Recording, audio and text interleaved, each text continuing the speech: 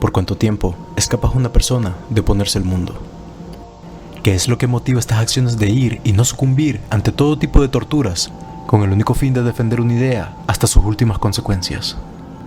Hace ya más de 25 años, la historia nos dio un ejemplo de ello, con una historia que mantuvo a Estados Unidos y al resto del mundo, dándole seguimiento a una de las peores batallas campales que jamás se ha imaginado, y que terminó con un trágico desenlace.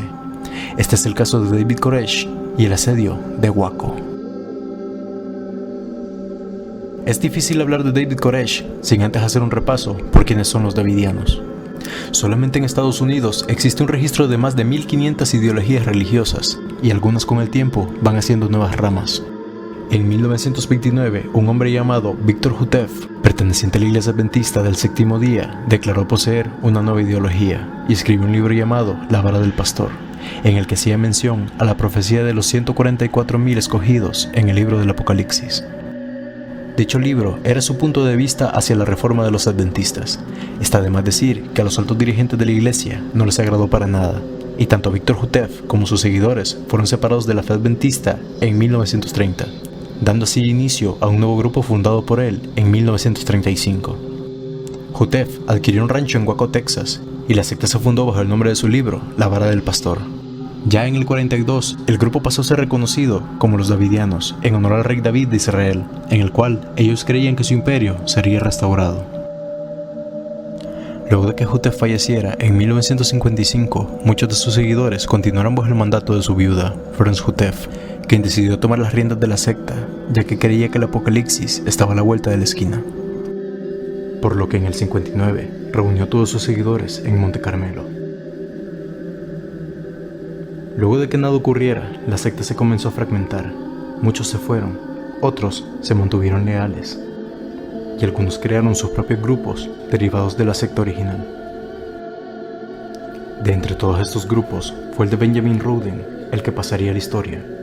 Cuando este falleció en el 78, su mujer Lois Rutten tomó el control de esta nueva facción, y es acá cuando aparece Vernon Howell, un joven de 20 años que ingresó a la secta en el año 1981 con el propósito de tomar el control a como diera lugar. Howell comenzó a acercarse a la viuda de 60 años, excusándose de haber recibido una revelación de que ambos serían padres del nuevo Mesías. Pero todo esto era solamente un intento de ganarse el favor de la líder y obtener el liderazgo de la secta cuando ésta falleciera. Pero para mala suerte de este, el poder recayó sobre el hijo de los fundadores, George Rutten. Ambos comenzaron a competir y a tener problemas entre ellos. Por un lado, George era el líder escogido, pero Howell era un gran manipulador que no tardó en ganarse a la gran mayoría de los davidianos. Luego de muchos meses discutiendo y luchando por ver quién poseía más poder milagroso, Howell se hartó de la espera, reunió a sus hombres más leales y, entregándoles armas, obligaron a George a irse del rancho en 1987. Luego de obtener el poder, se bautizaría a sí mismo como David Koresh, y desde que comenzó su liderazgo, hizo todo tipo de abusos de poder, como por ejemplo, tomar para sí mismo a todas las mujeres de la secta. Esto incluía a las menores de edad, alegando que buscaba crear un linaje perfecto de futuros gobernantes del mundo. Este hombre estaba fuertemente convencido de ser una reencarnación de Cristo. Luego de vivir una vida muy difícil y solitaria, este encontraba refugio en el estudio de la Biblia, específicamente en el Antiguo Testamento. Luego de fracasar en la música y refugiarse en el alcohol, había llegado a la secta con el sueño de llegar a ser su líder. Debido a su complejo mesiánico, unía a sus seguidores como servidores personales, y también se las arreglaba para que todas las mujeres del grupo se acostaran con él. Llegó a tener 15 esposas a los 33 años, puesto que él creía que engendraría al nuevo Mesías. Debido a su popularidad y capacidad para hablar, casi todos los días un nuevo miembro ingresaba a la congregación de los Davidianos. Y al mismo tiempo, dentro de la cabeza de David Koresh, se maquinaban planes para sobrevivir al fin del mundo. Había comenzado a adquirir demasiado armamento para estar preparados como grupo para combatir a las fuerzas oscuras que vendrían de la mano del juicio final. La compra de estas armas pasaba los $250,000, y estas eran almacenadas en el rancho del culto. Día a día amaestraba a sus seguidores en el uso de estas. Y debido a estos rumores y ciertos escándalos con la prensa, un periodista se infiltró en la secta y tras hacer público que el grupo almacenaba extremas cantidades de metralletas, granadas y fusiles, se les abrió una investigación federal y las autoridades rodearon el rancho de los davidianos. El asedio de Waco había comenzado. Era el año 1992 y la secta había perdido todo el anonimato ante Estados Unidos. Las autoridades comenzaron a hacer una investigación tras conocer el dato de que el grupo estaba guardando docenas de metralletas y que además estaban almacenando otras armas automáticas y semiautomáticas. Pero todo llegó a apresurarse cuando en cierto día los federales interceptaron unas cajas del correo y al abrirlas se percataron de que estaban repletas de granadas, a lo cual, para evitar sospechas, las fotografiaron y cerraron para que siguieran su curso. Debido a esta acción, se logró redactar un informe, con el cual sacaron una orden de allanamiento al rancho de los davidianos, el cual sería su último escondite. David Koresh, con anterioridad, se había dado la tarea de reunir a todos los adultos de su congregación, de la misma manera que un buen puñado de niños, y les había entrenado en el uso de armas, a manera de que el rancho se volviera una fortaleza impenetrable. El 28 de febrero de 1993, las autoridades del Departamento de Tabaco, Alcohol y Armas de Estados Unidos dio la orden de hacer una redada a aquel rancho. El resultado: 4 agentes y 5 davidianos fallecidos en el altercado. Los agentes se movilizaban en camiones que aparentaban ser de ganaderos para evitar ser reconocidos.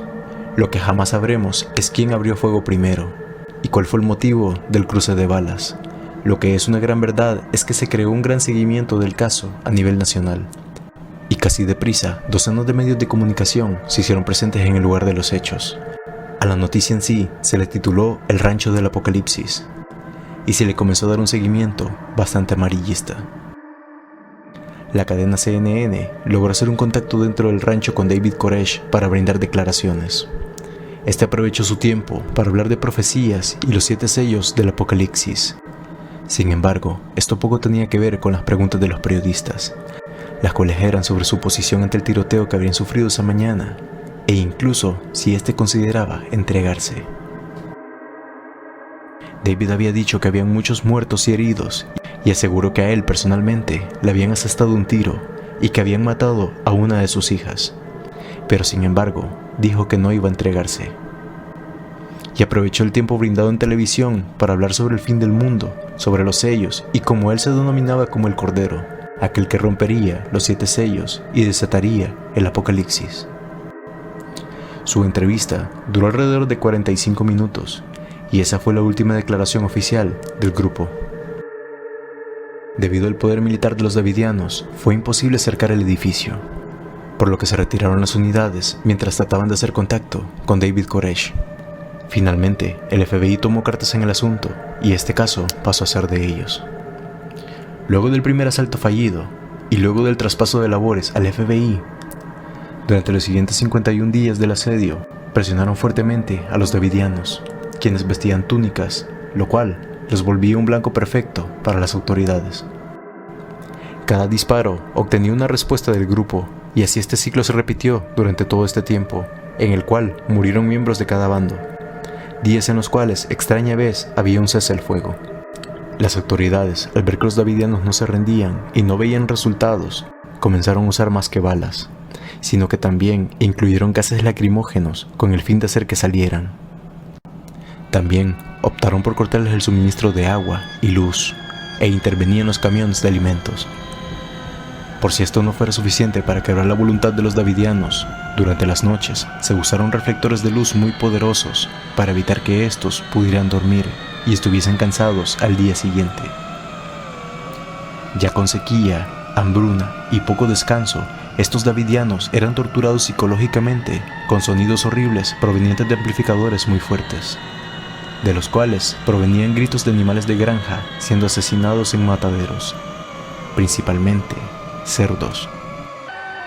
Todo esto era horrible para el impacto psicológico de aquellos que estaban en el rancho, incluyendo a todos los niños que estaban dentro. En ocasiones cesaban los quejidos de los cerdos que ocurrían normalmente en la noche, para cambiarlos por una canción de Nancy Sinatra, la cual sonaba desde su primera reproducción las 24 horas del día sin parar. Fue cuestión de tiempo para que a través de pancartas los davidianos comenzaran a pedir ayuda a los ciudadanos ajenos a las autoridades. Y en uno de esos días habituales de cruces de balas, una de estas atravesó el costado de David Koresh. Fue entonces que los altos líderes de la secta intentaron negociar. Dentro del rancho se filmó a David Koresh alrededor de todos los niños, preguntando directamente a la cámara si en realidad tendrían el valor de matarlos. Las autoridades, al ver que estaba cansado y derrotado, vieron por fin la oportunidad de tomar el rancho el 19 de abril. Al ver esto, David Koresh convenció a sus seguidores de sacrificarse. Los agentes, a través de binoculares, vieron como de pronto una columna de fuego devoraba todo el complejo del rancho, mientras los davidianos se dejaban consumir por las llamas, esperando el momento de ver a Dios. Todo esto comenzó a las 5:30 de la mañana, cuando el FBI seguía insistiendo en la rendición del grupo, a lo cual estos respondieron con balas, por lo que procedieron a lanzar bombas de gas lacrimógeno. Se escucharon unas explosiones y después se provocó el incendio.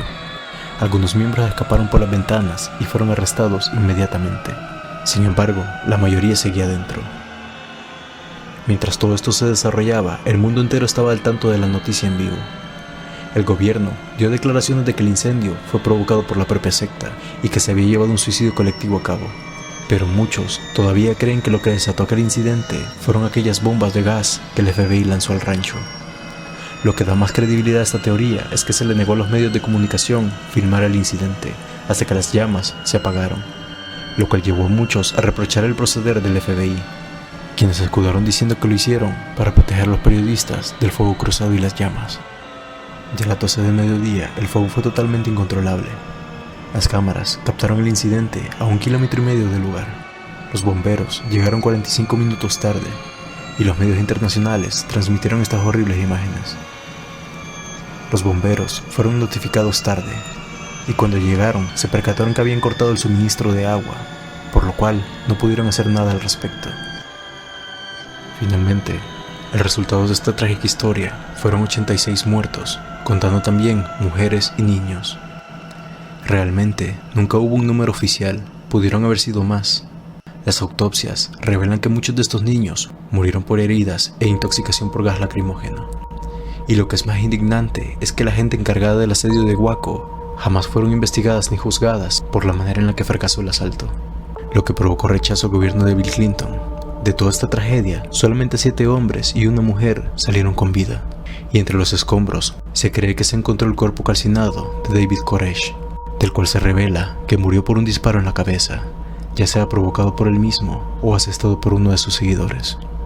Hace un tiempo, un agente dio a conocer que lo que el FBI planeaba era que los davidianos salieran rendidos por la puerta de enfrente con las manos sobre la cabeza, pero que salió mal cuando estos por su propia voluntad se dejaron prender en llamas.